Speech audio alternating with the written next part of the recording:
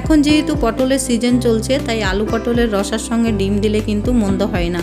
সেই রকমই একটি কষা মাংসের স্বাদে ডিম দিয়ে আলু পটলের তরকারি রেসিপি নিয়ে আপনাদের সামনে হাজির হয়েছি।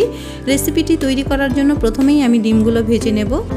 ডিমগুলো ভেজে নেওয়ার জন্য কড়াইতে কিছুটা সর্ষের তেল গরম করে নিয়েছি। সর্ষের তেল গরম হয়ে আসলে ডিমগুলো দিয়ে দেব, আর দিয়ে দিচ্ছি অল্প পরিমাণ হলুদ গুঁড়ো, অল্প পরিমাণ লবণ হলুদ গুঁড়ো দিয়ে ডিমগুলো একটু লালচে করে ভেজে নিচ্ছি। ডিম আলু আমি আগে থেকেই সিদ্ধ করে নিয়েছি। যেহেতু আলুগুলো একটু বড় ডুমো করে কেটে নিয়েছি, সেজন্য ডিমের সঙ্গে আলুগুলো একবারেই সিদ্ধ করে নিয়েছিলাম। ডিমগুলো ভেজে নেওয়া হয়ে গেছে, এখন একটা প্লেটে তুলে নিচ্ছি।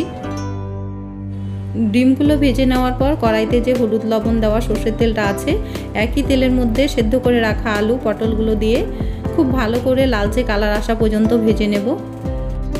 বাড়িতে মাছ মাংস না থাকলে এখন যেহেতু পটলের সিজন চলছে, আলু পটল দিয়ে এভাবে ডিমের রসা করে দেখুন, খুবই ভালো লাগে খেতে।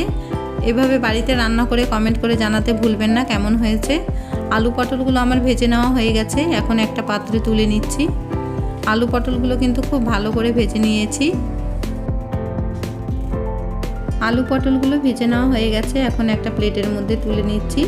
একই কড়াইতে দিয়ে দেব ফোড়নের জন্য কিছুটা পরিমাণ সর্ষের তেল। সর্ষের তেল গরম হয়ে আসলে ফোড়নের জন্য দিয়ে দিচ্ছি গোটা জিরে হাফ চামচ, একটা বড় এলাচ, দারচিনি আর ছোট এলাচ দিয়ে দিচ্ছি। এবার ফোড়ন আসা পর্যন্ত একটু লালচে করে ভেজে নেব। ফোড়ন এসে গেছে, এখন দিয়ে দিচ্ছি একটা মিডিয়াম সাইজের পেঁয়াজ কুচি।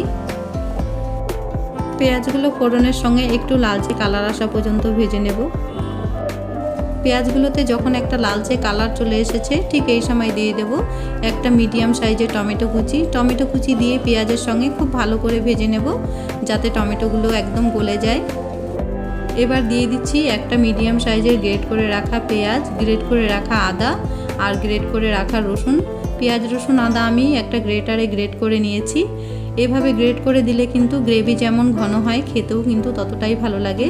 এবার দিয়ে দিচ্ছি লবণ 1 চামচ, হলুদ গুঁড়ো দিয়ে দিচ্ছি হাফ চামচ, শুকনো লঙ্কার গুঁড়ো দিয়ে দেবো 1 চামচ, আর কালারের জন্য দিয়ে দিচ্ছি কাশ্মীরি লাল লঙ্কার গুঁড়ো 1 চামচ, জিরে গুঁড়ো দিয়ে দিচ্ছি হাফ চামচ, ধনে গুঁড়ো দিয়ে দেবো হাফ চামচ, টেস্টের জন্য দিয়ে দিচ্ছি অল্প পরিমাণ চিনি। এবার সব মশলাগুলো একসঙ্গে খুব ভালো করে কষিয়ে নেব।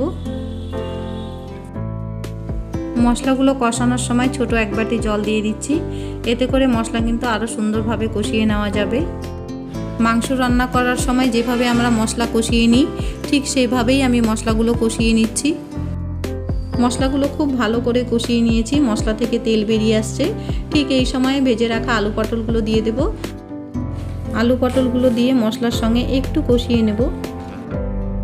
মশলার সাথে আলু পটলগুলো একটু কষিয়ে নিয়ে জল দিয়ে দিচ্ছি 1.5 গ্লাস পরিমাণ। ঝোলের পরিমাণটা বেশি রাখবো না, যাতে কষা কষা ঝোল হয়, সেইভাবেই নামিয়ে নেব। সেই জন্য 1.5 গ্লাস পরিমাণ জল দিয়েছি। তবে ঝোলের পরিমাণটা আপনারা আপনাদের মতন বুঝে দেবেন। ঝোলটা যখন ফুটতে শুরু করেছে, ঠিক সেই সময় ভেজে রাখা ডিমগুলো দিয়ে দেব। গরম মশলা গুঁড়ো দিয়ে দিচ্ছি 1 চামচ। এবার ঝোলটা আরও 1 মিনিট ফুটিয়ে নামিয়ে নেব। আলু পটল দিয়ে ডিমের ঝোলের রেসিপি আমাদের পরিবেশন করার জন্য একদম রেডি। আশা করি রেসিপি আপনাদের কাছে ভালো লেগেছে, আর ভালো লেগে থাকলে লাইক, শেয়ার, সাবস্ক্রাইব অবশ্যই করবেন। ফিরে আসবো নতুন একটি রেসিপি নিয়ে।